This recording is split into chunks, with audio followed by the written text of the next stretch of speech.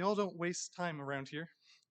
Um, when uh, when I said I was coming out this way, Mike let me know I'd be preaching the first Sunday night I was here, and not long after that, Anil let me know that I had the Wednesday night invitation. Something I was excited about when I got here was seeing how the the scripture reading for the church is meant to correspond with different short talks or sermons.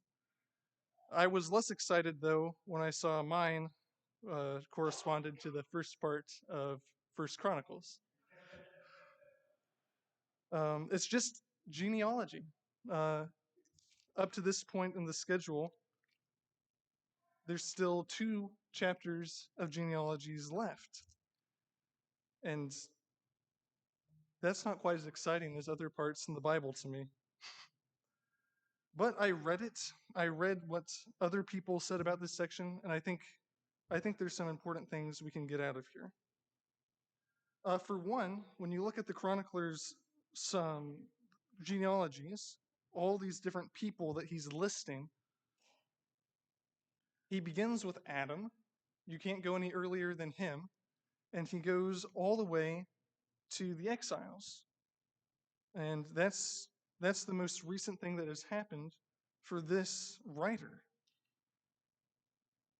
And it's pretty clear he's writing this way because he wants his friends and family, all the Jews around him, to look back and learn from what's happened in their history. And Chronicles is one of the very last books the Jews wrote for their Bible.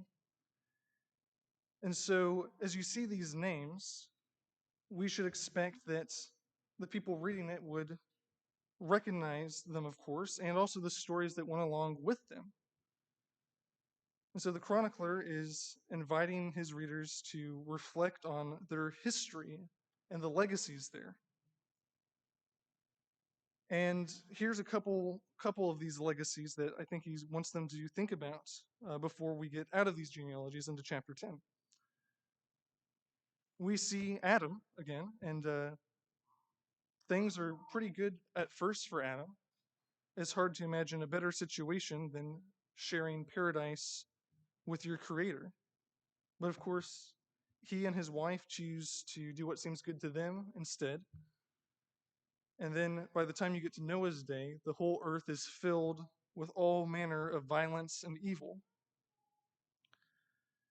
A couple people later, we get to Abraham, and he's chosen. God says he's going to bless Abraham, he's going to bless the whole earth through Abraham. And that seems very hopeful. But Abraham has a lot of troubles, and he does some evil things. He's a mixed bag. He's wrestling with who God is. And Jacob does that too.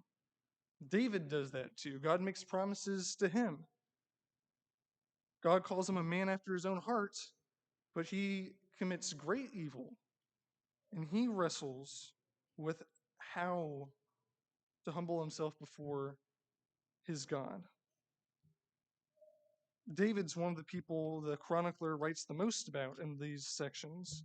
Another person he writes a lot about is Aaron in the priestly line.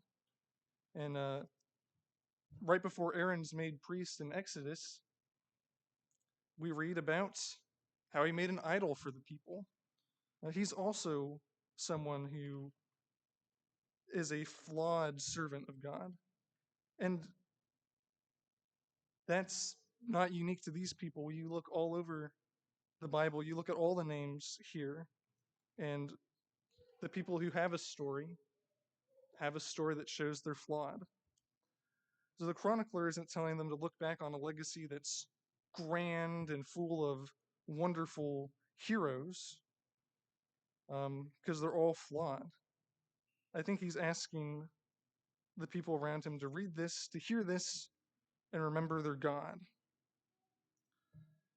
The God of Adam was generous and loving, someone who wanted to share a relationship with him, and a God who was grieved when humanity chose to do evil and violence instead.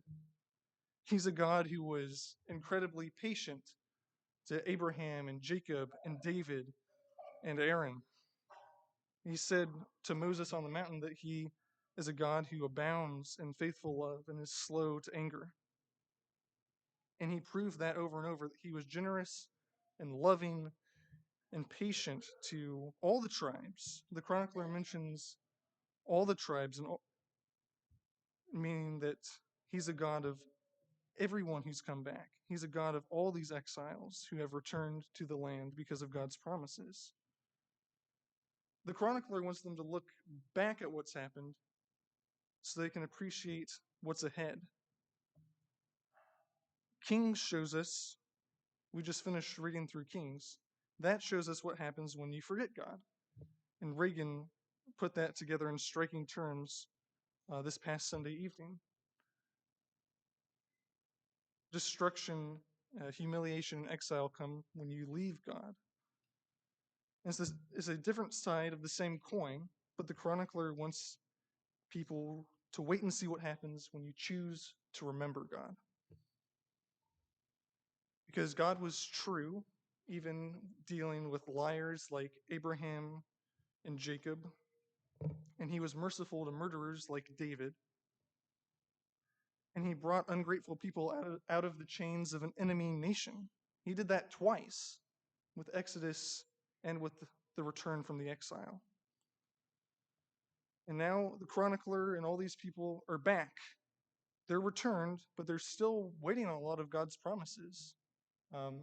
Just getting back in the land, they're still dealing with a lot of struggles from outside and even more so within, if you've caught on to that in the Bible class in the survey of the Old Testament. They're dealing with so many troubles from just themselves. And God's promised that he's going to give them new hearts. And they're waiting on these promises, and in particular, they're waiting for the root of Jesse, a Davidic king. They're waiting for their Messiah.